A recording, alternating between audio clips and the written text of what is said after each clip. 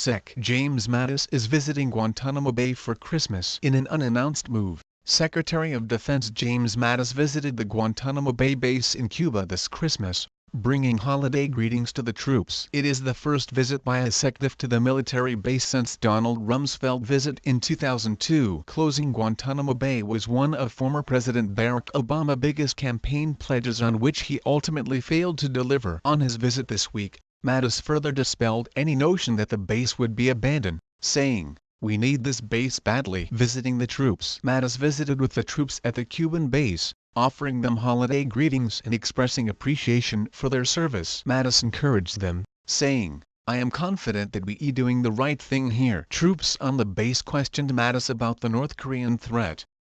Mattis assured them that for now, the focus is on finding a diplomatic solution with the help of China, Russia and others.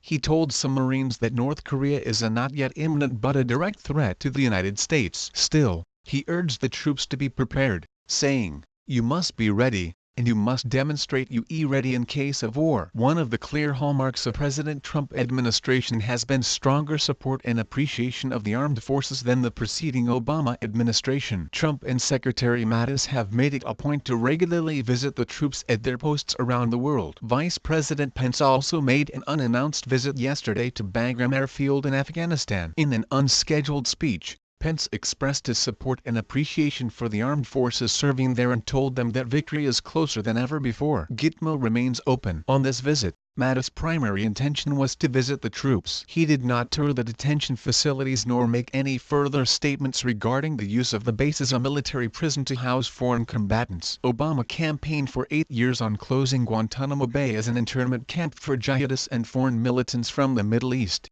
Although he was ultimately unsuccessful with Secretary Mattis' visit, it is clear that the Trump administration has no intention of closing Gitmo and will continue to keep the base in operation. When asked his position on the closure of the base before his confirmation hearing, Mattis wrote, "I believe that we should develop a repeatable detainee policy that is appropriate for enemy combatants taken prisoner under such circumstances." While there is some uncertainty regarding the Trump administration's ultimate policy regarding Gitmo, President Trump has not released any prisoners on foreign furlough-supervised programs as Obama did, nor has he added to the list of prisoners currently interned there. Sec. Mattis widely supported by armed forces. Secretary Mattis is said to maintain the highest approval rating among the entire Trump administration. A Marine Corps officer who commissioned as a second lieutenant and eventually rose to the rank of lieutenant general, Mattis has served in almost every conflict America has faced since Vietnam. During his more than 40 years in uniform,